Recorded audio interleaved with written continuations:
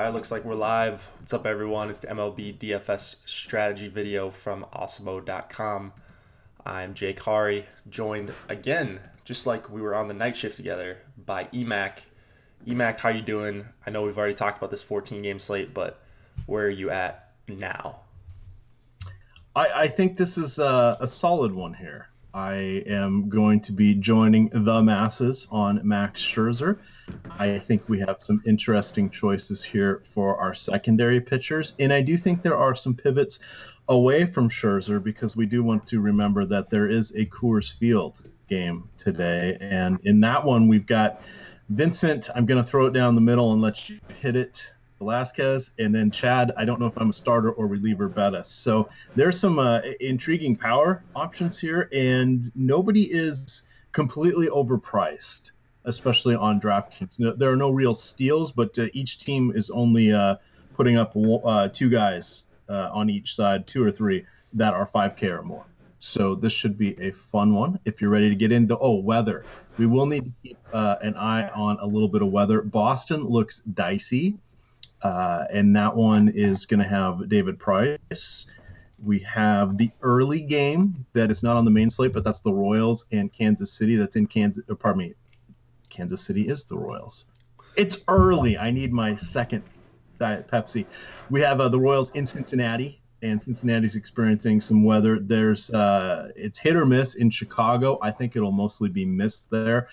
There's some windows to get the games in, similar to the rest of the Midwest, the Brewers and Cardinals. That one looks hit or miss, but again, I think that one will miss. And then the shocking one, once again, I am 35 miles from Nationals Park, Jake, and it is still sprinkling here. It's been pretty much going for 4 days straight. They played, while it was raining here, they played at Nationals Park, and I looked at the weather forecast for D.C. It looks good. So apparently the clouds are not making it the extra 30 miles in there to DC. So that one shouldn't be a problem, of course, which is where we have Scherzer. So that takes us a full loop around the ballparks. Is there anything you wanted to highlight other than it's not warm anymore? It's not cold, but it's not warm. No, I think the weather is just really important for this slate. Just add in another wrinkle to all the uncertainty we get with the last week of regular season MLB DFS. So I'll be keeping a close eye on it today. All those spots you mentioned, some good pitching at, mid-tier, upper tier. I don't know about good pitching in the low tier, but definitely some viable options. So I know we talked a little bit about it last night, but we'll talk about that more and hitting as we go. All right, let's just jump right in here to Scherzer. I think we're going to want to do whatever we can to get him in our lineups. He is by far the most talented play on the day. He is vying for the Cy Young. This will be the fifth time he is going against the Miami Marlins. And the other awesome thing is he is closing in on 300 strikeouts. And he will just be the fifth person ever to do that since 2000 if he is able to accomplish that feat. He is also, as we mentioned, in contention for the Cy Young. He has two already in his career. This would be three.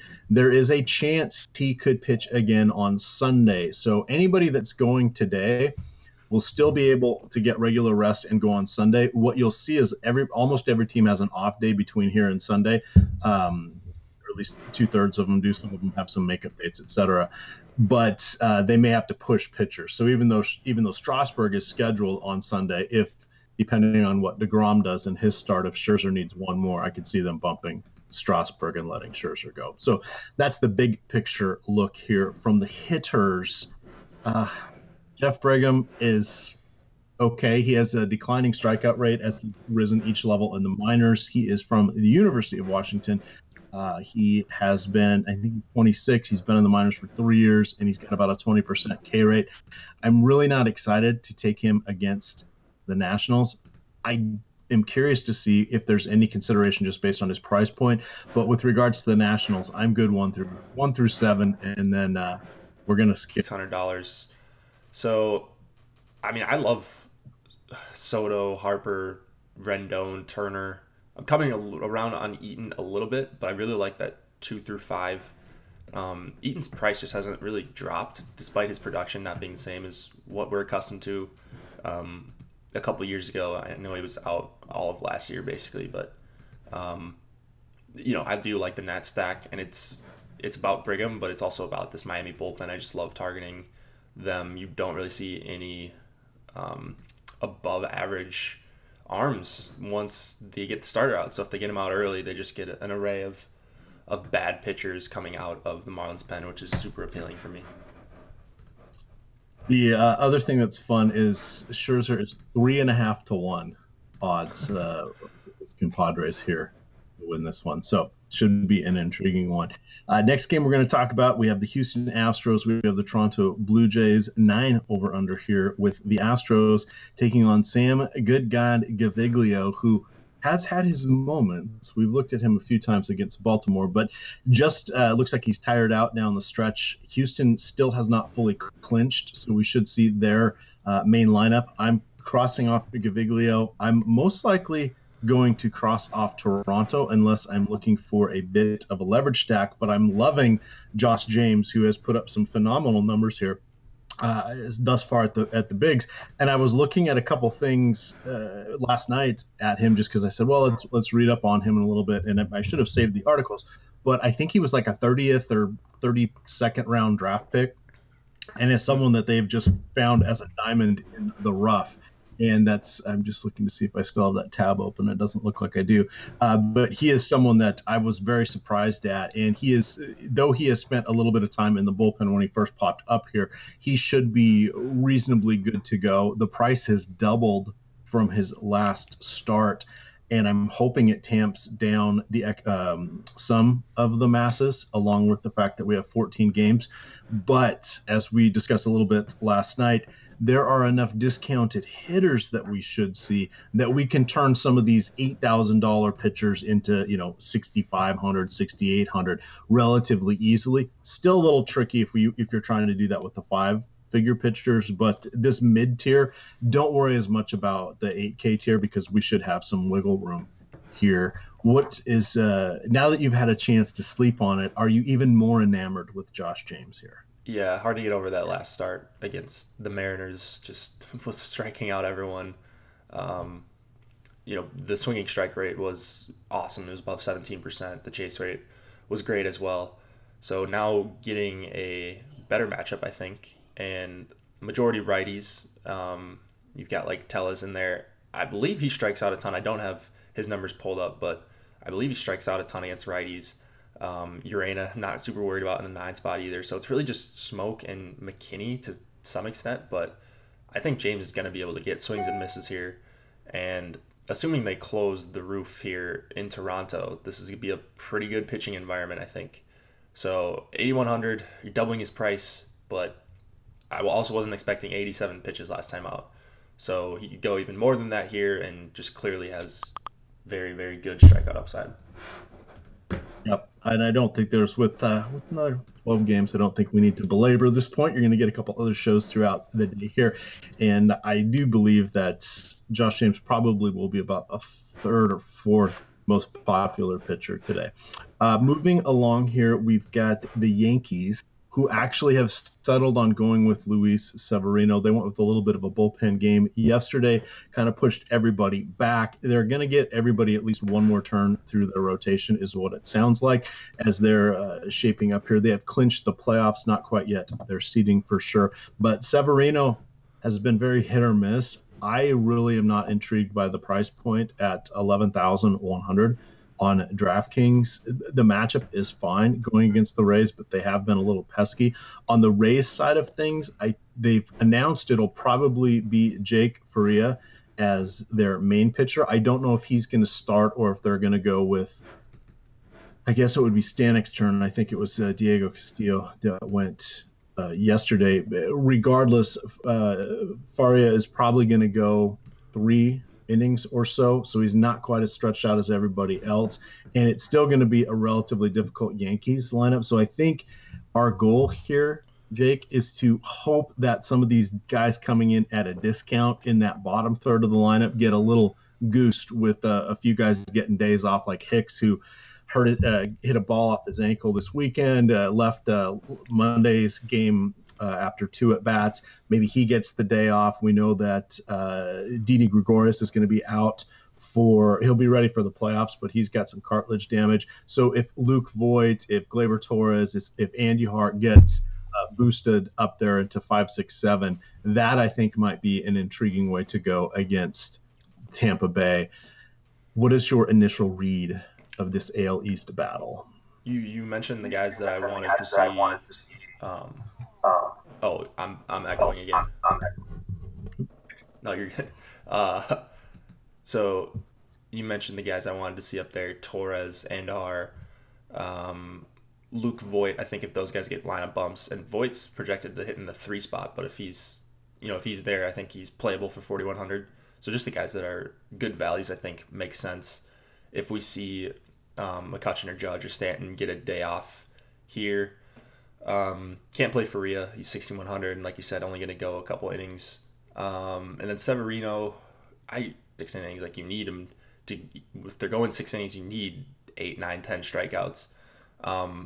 And the Rays not only have they been pesky, like with the strikeouts, 20% K rate over the last month against righties, but an over 200 ISO, 133 WRC plus, that leads the MLB in that span against righties. So they've just been really good against righties. I know Severino looks a lot better lately, but I don't think he's really all that appealing to me here in GPPs. Agreed. So let's continuing on here, because pitching is going to be our key. And I think our next guy up is going to be Touki Toussaint for Atlanta. He is going against the Mets. That will be in Citi Field. He's going to be taking on Noah Syndergaard. Syndergaard's another guy I'm just going to put in the same bucket there as Severino. Little too pricey, a little too disappointing. The pitches have been there, but he is infamous for having issues with walks, wasting pitches, etc. The strikeouts have been above average, but they haven't been Thor-like. He has not been Cinder God. He has been good, solid pitcher, and I wouldn't bitch if he was on my team, but I don't want to pay 5 figures in the DFS landscape. On the other side, Toussaint is a youngster that's come up. He's had a couple of shots here. His price is also up at 7,500. But if you were to pair him with someone like Josh James, you all of a sudden are looking at quite a few of the Coors Field hitters. I think that will be a popular lineup construct this evening.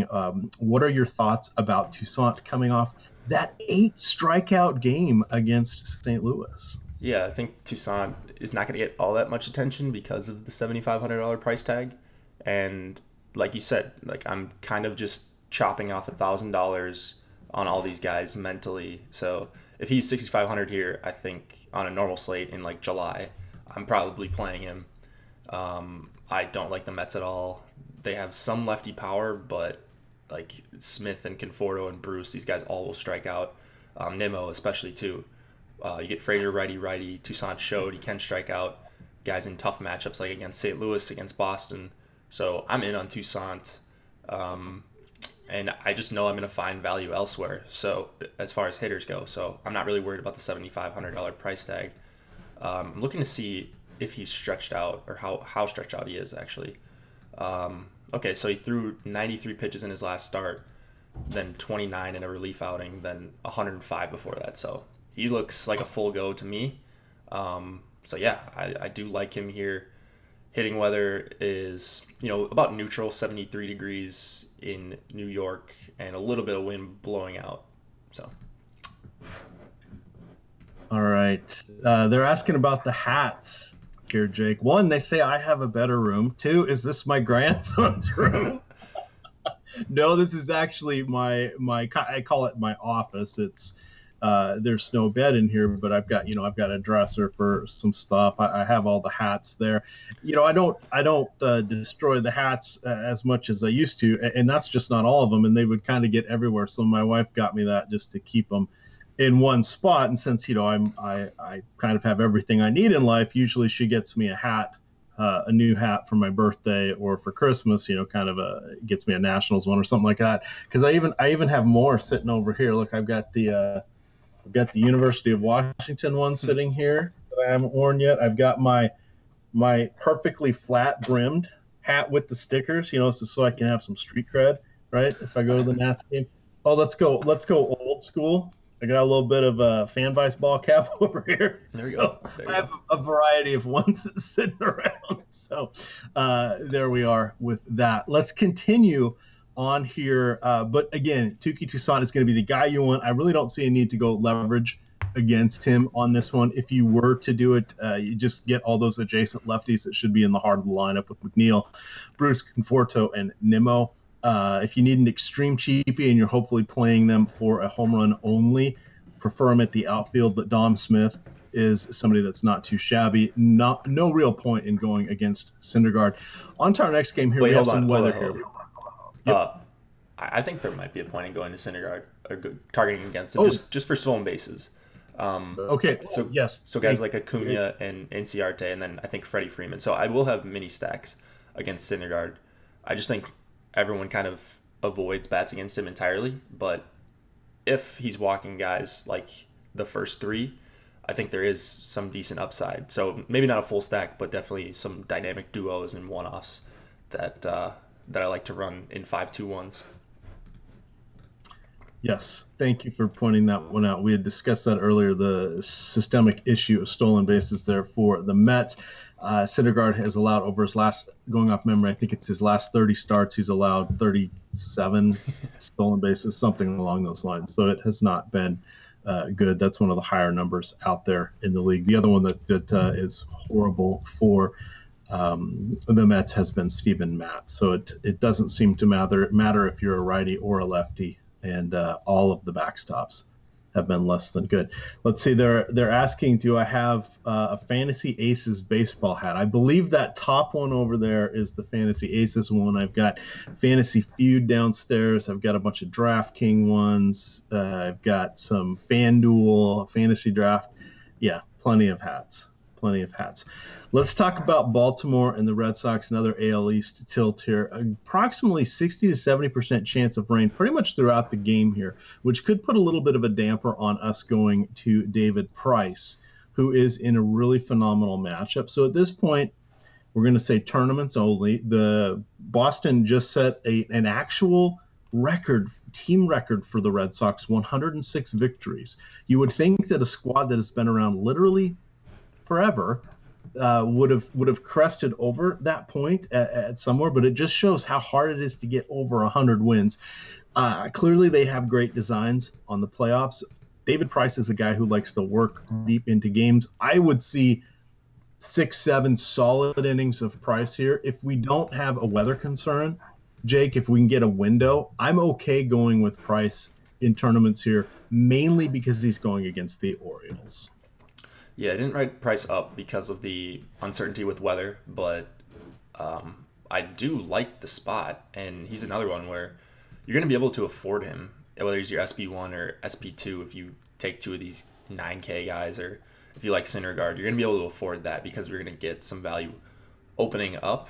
And, Price has dominated this matchup before, I know.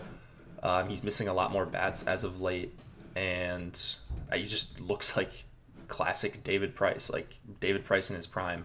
Maybe not his last start, but the few leading up to that, he looked really, really awesome. The swinging strike rate has hit 20 very recently. It's up in the teens. He just looks really awesome right now, outside of that last start, which we can forgive in Yankee Stadium because that's just a really tough place to pitch for a lefty especially. Is it do you think that the Red Sox roll out a bad lineup here because they clinched? I think they're going to rotate, giving everybody a day off, is my guess. I suspect they'll give us one more. Everybody gets a day off, but I think each of the next days, some between Betts, Benintendi, Martinez, I think one of those guys is probably always going to be sitting. We know that Moreland's kind of hit or miss. What I think it does do is I think it gives Rafael Devers a good boost and a good shot at hitting fourth or fifth most of this week. So his price he's not in the threes anymore on DraftKings. I think he was like 3,800 last time he popped in batting cleanup or fifth, and he hit a home run. I've lost track of day because of football and how many slates we do for base. Have to see whoever else pops up. I thought that Bogarts was dinged up, but then he was playing. So who knows what's going to happen? They have the ever brittle Ian Kinsler. It would make sense that they wrap him in bubble wrap till they get to the playoffs. And then I think the consistent guys I think that we'll see every day are going to be Devers and Jackie Bradley. Otherwise, I think everybody else will get one day off. But that just means someone gets to bat leadoff other than Mookie Betts, and someone gets to hit cleanup other than their usual guys. So I think that's where the value would be. Long story short, but that wasn't a short story. That was long. No, that was good. So I was just thinking, like, if they roll out the C team lineup or whatever, for whatever reason, yes. I think Yacobonis would be usable, but then you've got the weather there as well. Yacobonis, a 20% swinging strike rate in his last start against Toronto. I know it's a different matchup and he only went 4 innings, but man, he's dirt cheap. And let's see how many pitches he threw in that start. Like, let's see. 64. Okay, so if we knew we could throw like 75, 80, I think he would be playable if we see a less than stellar Red Sox lineup. So he's someone that I will keep in my player pool until I see the Red Sox lineup. But he could get X'd out really quick if everyone's in this. I like Benintendi a lot for 4,900. And then Devers, like you said, if he gets a lineup boost, as well as Jackie Bradley. I'd like to see him hitting somewhere in the top 6. Yeah, and then no bats on the Baltimore side for me. I just don't think it's necessary going up against Price, who I obviously like a lot. All right, let's move along here. We've got the Pirates, the Cubs, a little bit of weather here in Chicago. Chris Archer being priced up a little bit. He is now at 8,800 on DraftKings, still getting in all of his pitches, but not looking fully right, fully proper. It doesn't look great. As we mentioned last night, I think the offseason will do him some good. I think he's someone that I will be looking to in my season-long drafts because he is no longer in the AL East. He is in the NL Central. He will be getting to go against the pitchers instead of the DH. So long-term outlook, really, really like him. For today, I'm okay with him. I'm also okay with Montgomery on the other side. These guys don't necessarily have a ton of strikeout upside, or at least they don't harness it very often, but we should see a bunch of pitches from them, and that's what matters for me. The only downside of Montgomery is there is a very good chance that the Pirates are going to run out literally an entire right-handed lineup, which he's kind of been a little splits neutral, but good God, 8 right-handed hitters, that's not going to be fun for any. Yeah, the Cubs remind me, but the Cubs are still playing for something, correct? So they're gonna roll out a good lineup. Yes, the Cubs have not yet clinched. They are a game and a half ahead of Milwaukee for the Central. Okay. So they still need to win out to get a few days off and set things up because they have, and here's the funny thing, they haven't even actually clinched the wild card, because if they go on a 3-game losing skid and the Dodgers go on a 3-game winning skid, we've got a whole new ball game here on the weekend. The last thing I want to point out since we're talking about the NL playoff picture, the Dodgers and the Rockies, unless one of these squads kind of wins out, winner is going to get the West, loser is not going to get the wild card, because they've still got to be ahead of the Brewers or the Cubs. Mm-hmm. So Dodgers and Rockies, it's kitchen sink time to get in there. Cubs have a slight lead, should make it. They have a 99.9% chance of making the playoffs. Conversely, the Rockies just have a 42% chance of making the playoffs. Okay. Interesting. All right. I just, for whatever reason, I agree with you. I think Archer is not right, and he kind of hasn't been the same guy since coming over to Pittsburgh. He does strike guys out at a decent clip, 23% against lefties. You look at what he's done against righties, and he's 26%. The xFIP's really low and everything, but you just haven't really seen a huge ceiling from him like we're accustomed to seeing. And it was fine. I was fine playing him when he was mid 7K, like we saw the last 4 starts for him. But now up at 8,800, he's going to see a good lineup. There are some weather concerns here as well in Wrigley, and I don't know, there's just a lot of lefty power and just power overall in this lineup 1 through 6. So I'm worried about Archer. I think I'm going to be completely off of him here. I know he's not going to come up in my model. Even if I give him a boost, I still don't think I will be on him at all. I really respect this Cubs lineup. as you can see by my shirt. Excellent point, and I think very valid as well. And if this turns out to be a more popular spot where people are gravitating, and they very well could, because even if you look at the ownership of where Archer has been over his last few starts, he's been very popular. It's because we all remember those big strikeout games that he's had in Tropicana Field, etc. So we keep going towards that and gravitating towards that as a whole here. So something that take it or leave it. I don't think there's a wrong answer. There's a right answer there somewhere, but I don't think there's a wrong one with however you approach Chris Archer. And thank you, pointed out. Oh shoot! Now I've lost the thing. But the Cardinals are in the mix as well. Was it just Earl? Sorry, I'll give you a shout out there in a sec. But thank you for pointing that out. So that's a whole mix there. It's all it's going to take is one of these teams to win 2 or lose 2, and one of them's going to get knocked out. So we'll have some real clarity probably by Thursday or Friday, and then there'll be I hope there's still a few teams that are live through the weekend, because that just makes the baseball that much more fun. And don't forget, on Sunday, everybody is playing at 3:00 for baseball. Oh, everyone is? Yes, that's something they started a couple of years ago. With that way, they don't have to worry about if people are coming down to the wire on the season. They don't have to worry about changing start times, etc. They literally start everybody between 3:05 and 3:15. So. Oh, nice. That's good times there. And it looks like Miami and Pittsburgh has a game on Monday, assuming there is. Let's see, is Pittsburgh? I would have thought Pittsburgh could be eliminated by then, so it may not matter. And I don't think they do a makeup game if neither team needs it. I thought because Pittsburgh... there are. Go ahead. Oh, go ahead.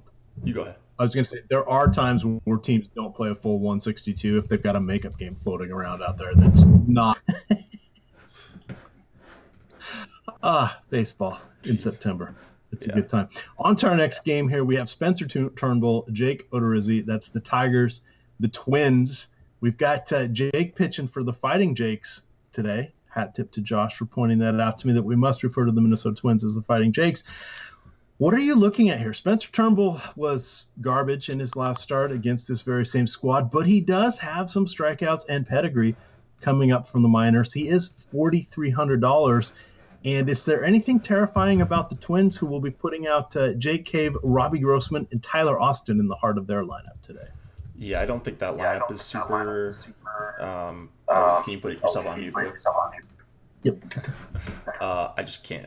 I hear that echo and it just messes me up. I don't think they're super worrisome lineup here, but there is a 5.2 run total, and that's probably more to do with the Tigers bullpen. Turnbull wasn't sharp in his last start, or in his first start, I should say. And it was against the same Twins team. Now he sees them 6 days later. That's always a little bit of a concern for me. Just gave up 6 earned to this team. I don't know a ton about Turnbull, but I'm just, it's good pitching weather. That's about all the good I can say. There are a lot of lefties in the Twins lineup, even if they're not great. They're still somewhat respectable, I think. So I'm probably off Turnbull. And then Cole Stewart, I think, is just pretty bad, at least as a starter. I don't really have any interest in him as of now, unless Adam and Josh, or I guess it's Laffy and Josh today, unless they convince me otherwise. I don't really see anything for Cole Stewart that makes me want to play him. So it's cold weather here. It's 50 degrees in Minneapolis right now. The game's going to be pretty cool. So I don't really even like hitting that much, because I think we're going to see a lot of bullpen from both teams. Yeah, and I'm looking here now. I'm seeing 2 different things. One's got Cole Stewart, one's got Jake Odorizzi, and then my tiebreaker, the good people at the MLB.com starting pitchers page, they have the Twins listed as 2BN now. So I'm voting with your thoughts. Lots of bullpen action here, and maybe not the best for the starting pitchers with the cooler weather. So we'll have to see what happens with that. Again, we've got another 10 hours before lock. So Trevor Bauer, James Shields. Bauer is going to pop like a madman in the projections. He's probably only going to go about 60 70 pitches tops. So you're going to want to tamp him down or potentially outright remove him. This is my approach in any event. Jake and I had talked about on the podcast. I think the Indians are going to go more with the 4 and 5 inning approaches as they get into the playoffs with their starters, probably outside of Kluber. But I think they're just going to have everybody rear back, throw hard. They are the first team in Major League history that has 4 different pitchers that have had 200 strikeouts in the same season, and that includes Bauer, who's missed a good chunk. He missed about 6 or 7 weeks here, but he is back. He is healthy. They're working him up. He's definitely going to be in their playoff plans, probably as the number 2 or the number 3 starter, depending on what they do with Carrasco. So this one, I think, is a place where I don't really want to take the White Sox. And with my last breath here, Jake, I've been running some crunches. I keep getting White Sox stacks, 4-man White Sox stacks up to my 30% cap. So I'm going to go look and see which players are popping there and why. But I found that interesting because I would have thought if the model likes Bauer, it should not like the hitters going against him. So I'm going to see who's showing up there or if it's a pricing thing. Take it away. Run us through this whole game. Yeah, so, I mean, Bauer, I would love to play him here, but, you know, it's an attractive price, but he's just not going to go deep enough. So I'm crossing him off. Unless we hear for some reason that he's going to be closer to full go, then I would consider him. I think it would take like at least 85 pitches for me to consider Bauer here, which is still really low for a 10-4 pitcher. And I don't think we're going to see that. So Bauer's off the table for me. I'm not on the White Sox either. Even if they get 4 innings of shutdown ball for Bauer, that's still 4 innings where I don't think the White Sox are going to be doing much at all. Bauer's someone I almost never target against, especially not on bigger slates. Shields, 6,600. I don't see the need to go there on DK. If the Indians roll out a normal lineup, if they have Lindor, Brantley, Ramirez, and we're kind of getting a little bit of a discount, a few $100s on each of those guys for whatever reason. If they roll those 3 out, 1, 2, 3, those are guys that I love that I'll play anytime. I think James Shields gets stacked against more often than he should when you're talking about the entire season, but this is the kind of team that has lefty power and speed that I would want to stack against Shields with. All right, I have our answer here with the White Sox. It is because they are priced so cheaply on DraftKings. So we've got Moncada at 3,500, Sanchez at 32, Palka at 39, Avisail Garcia at 34, Omar Narvaez at 31, and Nicky Delmonico at 2.8. So those guys are the ones that are getting pushed into my lineups here, and I think it's because I've got a little bit of my thumb on the scale there to get in Scherzer. So I think the way I've done it is Fantasy Cruncher is popping those guys in because they're making Scherzer and Josh James or Walker Buehler happen very nicely. So one of those you want to think about, and gosh, that surprised me because they are going up against Bauer. You have good points there. What are we going to see from the bullpen? What's going to happen here? Perhaps I don't want. I should take the White Sox out as my primary stack and put them in my secondary rule, where I'm allowing them to come in as maybe a cheap 3-man or some cheap 2-mans. Would be one way of doing lineup construction. When you see something weird like that on your crunches on first pass, how do you start tweaking it to get it to do what you want? I usually manually adjust the guys, but like against a Bauer, they would almost never come up for me. So I wouldn't have that trouble against a really stud pitcher like this. But like if I just see something funky, I'll just change some settings around, maybe add more randomness, and that will get the lower upside bats out of my lineup, hopefully. But sometimes they're just too good of a value. And like if they're coming up as a full stack for me, I'll just run my crunch normally with no caps or anything. I might say, okay, well maybe I'll put them in as a 2-man if I'm running 5-2-1s, just because the numbers I look at really like the White Sox. So I shouldn't just push them to the side if they are coming up as very good values, even if I don't want to full stack them against Bauer. Okay, good. And I think as we've gotten to watch you a ton and Josh a ton, We're doing a lot of more of this mass multi-entry and utilizing Fantasy Cruncher, whom we have a partnership here. It's the add-on back here on Osmo Premium. You actually get the full Cruncher deal coming in here. It's different than what it was at FanVice. There we had a more vanilla skin. This one is allowing a lot more of the bells and whistles to come through. So something you'll want to check out here with premium Osmo.com. Looking at our next game here, we have Austin. Is it Austin Gomber? I'm now looking at the wrong thing, but we've got Gomber going against Milwaukee. Now, Gomber's been kind of interesting, been a little bit hit or miss, which we would expect from a youngster here. I don't really want to take him against Milwaukee because they have such an incredibly deep lineup. On the other side, we do have Gio Gonzalez, who gets second life here with the Brew Crew. Has had the strikeouts have come up a teensy bit, at least from his Nationals days, but he has gotten 2 wins. He's getting a little more run support, a little more luck. I'm still not going to play him here. I think this is a cross-off game for me.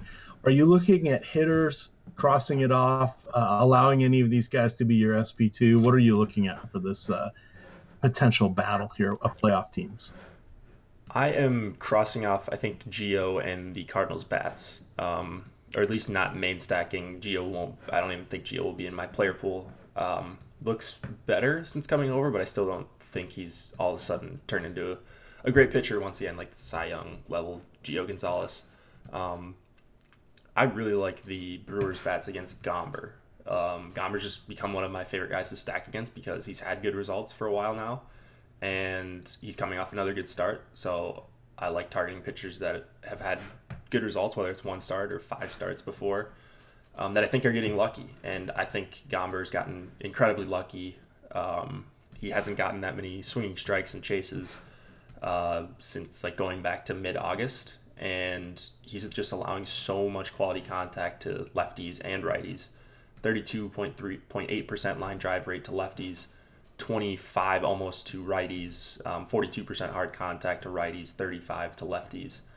And then you see the 4.2 implied total for the Brewers, and I don't think people will be on them for, their pricing is fine. Like Braun 3,700, I love that. Scope for 3,200 if he's in there. I love Yelich. I don't love that price lefty, but he can certainly hit lefties with the best of them. And then you've got Locane for 4,500 and Aguilar for under 5K as well. So I'm just like, this is one of my favorite stacks of the night. I really like that they have a low total. It's 75 degrees, wind blowing out. It's humid in St. Louis as well. So yeah, I'm all over these Brewers. This is an interesting one. If we look at Gomber's advanced numbers now, again, we've got a 300 at-bat sample size. 2/3 of that's righties, 1/3 of that is lefties. But the isolated power, which is what a lot of DFS players like for isolated power allowed for pitchers, he's got a combined 127. That is just so low. I think people are going to be away from him. But if you look at his, and Jake pointed out some of the other numbers, but jumping out right here, his FIP is 5. Whereas his ERA is 3.6, 3.7. His swinging strike rate is garbage. His walk rate is really high, particularly against righties. And then not a great ground ball rate. This lines up to say there could be an implosion here real quick. And he may have just been lucky on people not getting the best solid contact or hitting for power. But everything else describes a pitcher that's going to give up some runs. Yeah. Again, small sample size both ways, but wow, there's a lot of red on these pages here. Yeah. I don't know. I've done this with Lester all year, so Lester has a bit more of a pedigree, obviously, but I don't know. I think Gomber probably is going to be fine as an MLB pitcher, but I just don't think he is yet. And when you're allowing this kind of quality contact, like line drives, and even if it's not coming in the form of fly balls, like you could take balls in the gap that are hit really sharply, which he's giving up a ton. So he's been lucky. All right, on to the fun game, Coors Field here. We have why is there no, do you have an over-under for this one? I have 11. Okay. Oh, I wonder. Some. Yeah. Okay. What is it? Is it the what is are the Rockies implied for? 6.2, and then 4.8 for the Phillies. Okay. There we go. All right, now I've got it. Yeah, I don't know. Weird oddities happening with my computer. In any event, here, Vincent Velasquez, Chad Bettis. Bettis has bounced in and out of the rotation.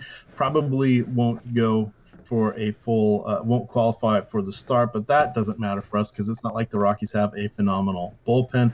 On the other side, we have Vincent Velasquez, who has allowed a ton of contact. He is just hovering way too much around the strike zone, and that's something you really don't want to do in Coors Field. We do have Trevor Story back from injury. As I mentioned earlier, the Rockies are fighting for their last playoff gasp. They don't quite control their own destiny, but it's pretty damn close. They need to win every game they can, which means we should be seeing their best lineups each day. I like David Dahl a ton. I like Charlie Blackmon a ton.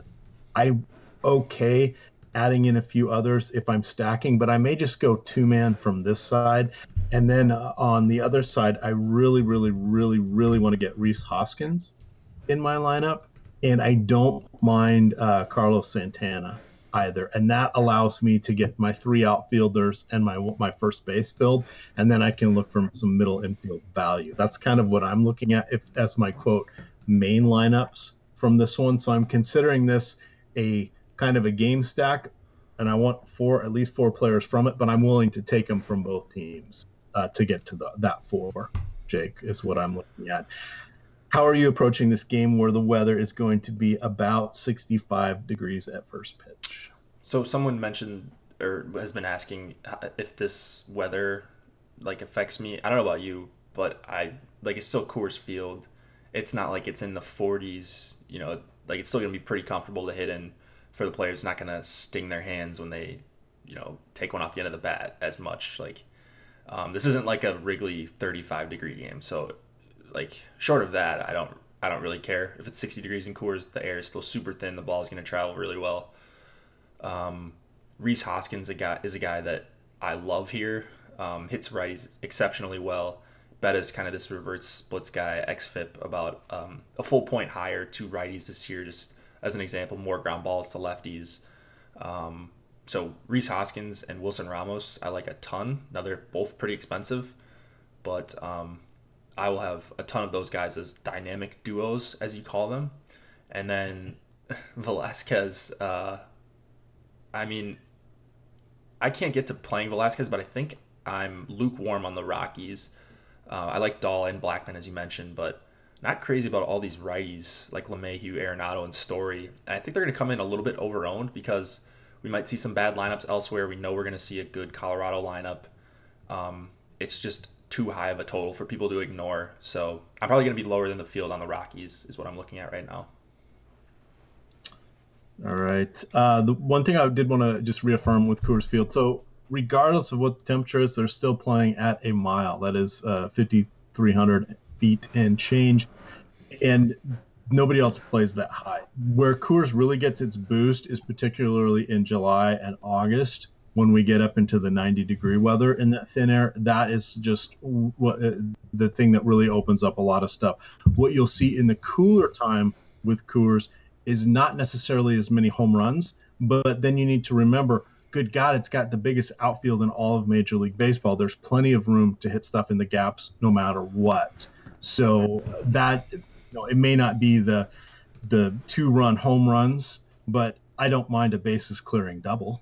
So just throwing that out there. Agreed. Yeah, people get caught up with home runs, and yeah, you want home runs like just in a vacuum, but you also want guys to be getting on base. You want guys to be walking guys and putting, having second and third where your guy gets up in a favorable position and he hits a single. It doesn't seem like a lot, but you get the run points from the two guys on base. You get the single, and now you get another at bat for the guy behind you, and you give yourself a better chance at bat. So I know Alex and Tom, it's all about correlation. It's not necessarily about the place in the order that matters, because every extra hit is another chance to get another extra at bat for someone else in your lineup. Exactamundo. Hey, those guys are pretty good at this DFS thing, if I remember correctly. Oh, yeah, they're ranked like number 1 and number 8 all time for the last 365 days. Pretty damn good. The Dodgers, the Diamondbacks, roof will be open for this whole series. That does not bode well for one Matt Koch. Love the Dodgers, who again are playing for stuff. Take the lefties, root for that Jacques Peterson leadoff home run. That's going to be exciting. I really can't say enough good things about the Dodgers. I mean, when you've got Corey Bellinger, Puig, and Dozier as your bottom 3 hitters, you have some serious depth on your team. Oh, wait, and that projected lineup doesn't even have Chris Taylor in it. So this is just a team that is loaded for bear. On the other side, I really don't want to take anybody against Walker Buehler. I'm actually interested in Walker Buehler. That would be more of a pivot because he is just essentially the same price as Scherzer. Let's think. Is it worth it to you if we were to say that Buehler outscores Scherzer? What do you think? 1 in 5 times based on today's matchups. Remember, Scherzer's going against the Marlins and closing in on 300 strikeouts. 1 in 5, is that worth making a pivot for you? That's exactly what I was going to say. 25% is what came to my mind when you first said that. So looking at the we do have ownership projections out right now. We can give this away, at least the numbers for these two guys. So Scherzer, I'm seeing at 42% projected. Buehler, I got to do a control V here. Yeah, so we have Buehler basically at no ownership right now. So Buehler will be owned, but let's say it's like 42 and 8. So that's whatever, 1/5 of the ownership about. I think that's a fine pivot, or at least I think you can make the case to go underweight on Scherzer, overweight on Buehler. I'm not saying you should fade either one fully. I don't think that's wise at all because you're going to be able to get some of these value bats. But yeah, I think that's kind of the point where I would consider playing Buehler over Scherzer in a single entry type game. As far as bats here go, I think, and again, ownership projections are out, so if you're a premium member, you can check these ownership projections yourself. But looking at all the guys, all the hitters in the Colorado and Dodgers lineups, they're all under 10% right now. And that's probably a product of people going to Scherzer so much. So maybe I was wrong about the Rockies being super highly owned. But looking at their prices, I think it's fair to say the Rockies are going to be pretty higher owned than the Dodgers. Like, you look at these prices for Muncy's $5,300. Jock Peterson, $5,700, and he's probably only going to get 2 or 3 at bats. Like Puig's $5,600. These guys are going to be tough to fit in. So I like them. I love their matchup. And in the lineups that I'm not playing Scherzer in, I'm going to try to get a lot of Dodgers because I think Matt Koch is pretty awful. And the Dodgers have just smoked righties since August 1st. The best WRC plus, a 216 ISO, 342 on base percentage. Cook gives up over 44% hard contact to both sides. It's just so many above average hitters. Cook has a home run problem as well, so it's just looks like a really, really good spot for the Dodgers. All right, let's keep on keeping on here. 3 games left. Rangers. One last thing about this game. Ideally, you're going to see some of the websites that have lineups pages have now gone this season saying that Chase Field is protected, so they just show it as covered. It's going to be 95 degrees, and they've said they're going to keep the roof open through the rest of the series here.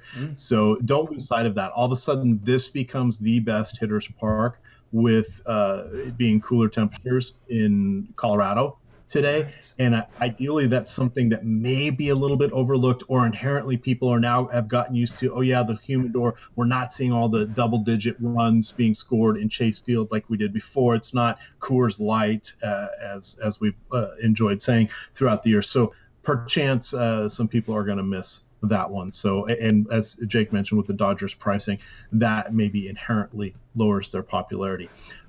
Texas, the Angels, Giovanni Gallardo, Matt the Cobbler, as I like to call him, Shoemaker. I'm a fan of Shoemaker. I'm a fan of going against Texas when they are not at home. I'm really not enthralled with this price point. If he was about a grand less, if it was in 59 to 6,200, I would be talking up Matt Shoemaker. I think he probably goes about 5 innings today. Best case scenario. I don't know how clean those innings are going to be because he's just been dealing with a bunch of injuries and such this year. So I think I'm foregoing him. I'm definitely not going to take Giovanni Gallardo. I like some of the hitters, but I'm not doing cartwheels for anybody here. One-offs, absolutely. I mean, hey, it's Mike Trout. Shohei Ohtani is pretty damn good. Cole Calhoun seemingly has a hiccup on DraftKings. Don't miss it. You're going to have to keep scrolling down. He's 3,400 today. I think. God, am I on FanDuel you're price? Right. You're right. Oh, wow. Who did they think was going for Texas? Because I guess it's just Jose Miguel Fernandez is the other cheapie. And by the way, DraftKings, the pitcher for Toronto is Jose Manuel Fernandez, not Jose Miguel Fernandez. They've got it wrong in the database. It kills the VLOOKUPs in the baseball model. We have to go in and delete it out because there's no way to fix it. I've sent them emails. I'm like, look, here's the link. Here's the link to FanGraphs. It's Jose Manuel Fernandez. Get him out of there. He's a relief pitcher. But no, they won't do it. Anyway, neither here nor there. The other guy we've got to throw out there before I turn this over to you, Arcia. I wish that those guys were a little bit closer in the lineup to provide some more synergy. They're not. But you could go with in easy Trout, Ohtani, Calhoun. That's going to be a popular one. But if you can somehow connect, or if things move around with Arcia, he'd be a guy I would love to get myself. What are you looking at? What are your Shoemaker cobbler thoughts here? So Shoemaker, I think I'm going to cross off. Do you want to mute me quick? Yep. Shoemaker. Oh wait, you didn't mute me. Oh, now? Oh yeah, there you go. He has not gone past 77 pitches so far, so he's just crossed off for me. Texas has power, lefty power, and Shoemaker, like you mentioned, is not, like, he just hasn't had a clean start just yet, so I'm not there at all. I think there are much better options. And then Gallardo going to throw strikes, and you've got some good hitters on this Angels team, obviously Trout and Ohtani, but then you got cheap chalk Cole Calhoun. Jose Miguel Fernandez will be pretty chalky as well if he's hitting second. And I do like Arcia as well. And he made a lineup bump if they rest Andrelton Simmons again like they did last night. So I like the Angels. I don't think they're going to be like my top stack at all, but probably on the fringe of like top 5 for me. All right, 2 more games here. Brett Anderson, Mike Leake going in Safeco Field, 8.5 over under. Basically a pick 'em for this one. I'm not really a fan of Anderson. He is in contention as a secondary pitcher. The Mariners are out of it, but they do have some really good righties against lefties with Cano, with Healy, with Zunino. So that makes a danger for anybody, including Brett Anderson. On the other side here, I have chosen Mike Leake from time to time. These guys I think are going to be late slate plays only. For me, the Athletics are going to be my one-offs would be Olsen and Davis. Otherwise, I think I would prefer to go with the full 4-man stack here. The way they are priced and the different positions they're at, and with their power upside, it works out nicely because you can get a cheap, if he's leading off, cheap Nick Martini. You've got Chapman knocks out. Is I make them a more concerted 3-man stack. I let it go up to 40% in my crunches, and I make them a secondary stack, but I go pretty heavy with them. And it's kind of fun to do it this way, Jake, because it allows their generally different pricing allows you to get a variety of their players and not always like the same 3 or the same 4 when you do it that way. What do you got here from our second to last game? Yeah. I mean, I like a few bats. I'm cherry picking on both sides. I don't think going with full stacks. So Nelson Cruz just never should be 4,300. Never should be 4,300 against a lefty. Haniger I like as well, leading off for 4,600. Segura is too cheap as well. So those are the few guys I like on Seattle's side. And then against Leak, I think Chris Davis makes for a really awesome one-off as does Matt Olson for 4,200. So I'm right there with you. Super cheap bats. I wish I could get to them more as full stacks, but I hate taking players in Seattle. And while these pitchers aren't great, I do kind of respect them in that they don't get blown up as often as people may think they do. Yep. And the one thing, it's cooler up in Seattle this week. It's going to be in the mid to low 60s. And they're so close to the water there. If there's any sort of breeze, it's not really fun to be there. And the thing you want to remember about Seattle is it's kind of a carport. So rain's never an issue, but you always want to be cognizant of the temperature there. So that one is going to be, you're wearing your jackets to that game. So that often helps the pitchers as well, or at least suppresses the offense somewhat. Final game of the night. Are these suppressing pitchers? Are they depressing pitchers? I don't know, but we've got Robbie Erlin, Chris Stratton. Chris Stratton, 2 games removed from a complete game shutout. He's back home where his superpowers are at maximum capacity. That would be in AT&T Park. Robbie Erlin, a little more exciting. We have a nice young lefty with some talent here going against an incredibly watered down Giants lineup. No McCutchen, no Posey, no Brandon Belt. Hunter Pence is going to be playing a prominent role. It is not the Hunter Pence riding scooters being goofy as part of those World Series teams. This is Hunter Pence, the artist formerly known as Hunter Pence. I really like Erlin. I have him now as my number 3 pitcher on the day, and that's well up from last night. The other thing we discussed last night was still considering Stratton and potentially trying to box this win by going with both of these guys, getting whatever bats we want. I'm still looking at this and saying, who the hell's going to score for either team to get us the win, Jake?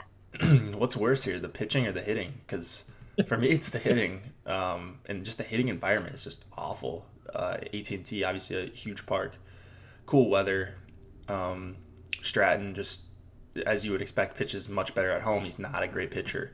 He's not thrown another complete game, maybe his entire career, but he can do some things for sure against this San Diego team. Strikes out righties at an okay clip, and just all this power is going to be suppressed. And it's righty-righty, so you've got Myers and Renfroe and Reyes. Hedges, they all strike out a ton. So I think Stratton is perfectly fine for just under 7K. The ownership is going to be something to keep an eye on with both of these guys. Right now on Osmo.com, we have them both Erlin well over 20%, actually over 30, and then Stratton just over 20. So assuming that sticks, or that's somewhat accurate, I think I still prefer Erlin for 5,400 if I had to choose one of these guys, but I will have healthy ownership to both. I just like 5,400 for Erlin, a guy who can throw 85, 90 pitches against like probably the worst lineup in the MLB. I think this is a worse lineup than Miami. This Giants lineup, they're so bad. No hitters that I'm really that scared of besides maybe Longoria, but again, you're in AT&T, so Erlin just makes all the sense in the world, and I don't even think he's that bad either. So 5,400 is just way too cheap. All right, if we add up, not average, if we add up Hunter Pence, Joe Panic, and Gorkys Hernandez, get a 270 isolated power across 800 at-bats. Oh. That's nothing. Who's hitting the ball out of the infield? That's my new question. Exactly. That's the question, right? So yeah, Longo and Hundley. There you go. I mean, even if you wanted to, so here's an intriguing one. So those percentages felt higher than I would like, but things will change throughout the day. The pricing works out. Having Scherzer and or Bueller up there is probably artificially boosting a few of these lower guys. So Erlin's probably about a third more than I thought he was going to be. If you felt that Erlin at 30-ish% and Stratton at 20% was a little higher than you wanted, how do you leverage against them? Because I mean, there's a couple San Diego guys I would be slightly interested in. I mean, I guess Longo and Hundley would be the two guys I'm interested in going against Erlin. You can't really directly leverage against them. So I guess you would need to try to come in under the field and then, I don't know, pick a stack where you're going to go over the field that you think they're too high on. I mean, how do you approach something where we can't directly leverage against it with hitters? Yeah, that's a great question. Because there's no clear leverage spot. I don't think. Like you could maybe go to a Mike Leake for 6,800 if you wanted to get away from Stratton. I think that's okay especially if we see one of these main guys for Oakland out or a couple of them. But I'm not going to Cook. I'm not going to Bettis. Can you make a case for Turnbull or Stewart? I really can't at this point. So then you're basically just left with these two guys. So I'm okay playing cheap pitcher chalk if I think the guy isn't terrible. If this were Eric Lauer, I probably wouldn't play him at 35%, but I think Erlin is, he's all right, and it's a great spot for him. So I honestly, I don't know what to tell you. Like, Stratton's at a price where you can get away from him if you pay up a little bit more to a guy like Toussaint, but there's not a clear pivot to either guy. All right. Are you more of a Chick-fil-A fan or a Taco Bell fan? I never really got it with Chick-fil-A, honestly. So I think more Taco Bell. What about you? All right. Well, I'm hoping Josh is listening, because now you've besmirched Eric Lauer. Now you've said you're not a fan of Chick-fil-A, and I know he is. When's your next show together? I'm just trying to help make it interesting. Spice things up, if you will. Yo, yeah. No, we've had the Eric Lauer discussion before. Last time I think it was against the Dodgers. I don't even remember how that went, but definitely our shows are interesting. We haven't had any bets this year, me and Josh, so maybe we'll close it out with a bet in this last week.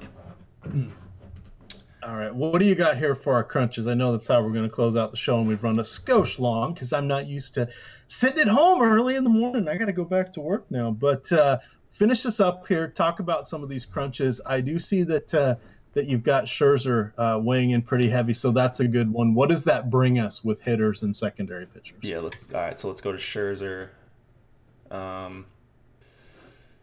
So you see Scherzer, Yacobonis. That could be interesting if Boston doesn't roll out a great lineup.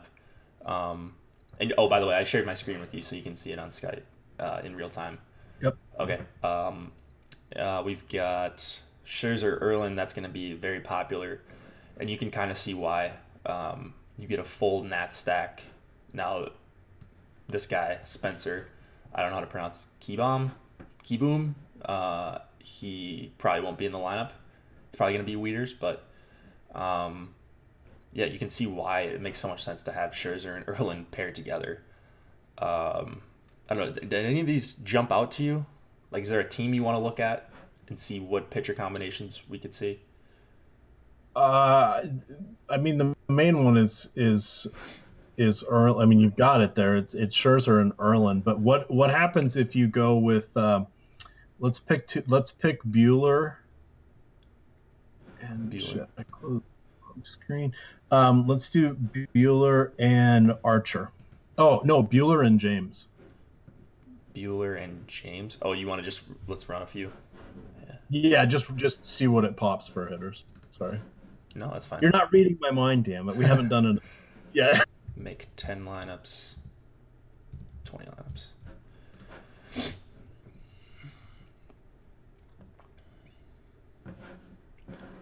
Yeah. That's an interesting combo. I don't think that's going to be popular at all. And I didn't see Josh James very high on the list for ownership projections. So I think he's going to be a way we can differentiate, like getting these two mid-tier pitchers, even if you drop down from Buehler to a guy like Toussaint. That's going to be something I'm going to do in a bunch of lineups just because I want to get different lineup constructions than the masses as much as possible. Any of these jump out to you? I like the one that's got the Astros backing up Josh James, yeah, going against Gaviglio. I think it's a good one. Do you like correlating? Because we know that. Go ahead. One, it's correlating, and two, we know that the Astros haven't fully clinched, so ideally they want to cement their status so they do get a few days off. So I don't think they're just going to nickel and dime it. Okay, cool. Yeah, that's a good point. And you got Nelson Cruz one off here. I'm not crazy about Forsythe, but I like Jorge Polanco in that spot. You see full Nats stack here. I wonder if Robles is going to play.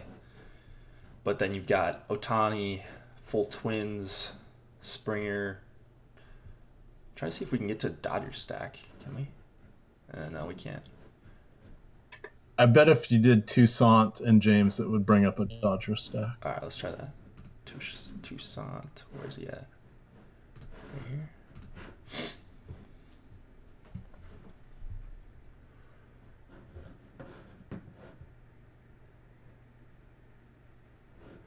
Yeah, I think we got one in there. Let's see. Oh, we got two.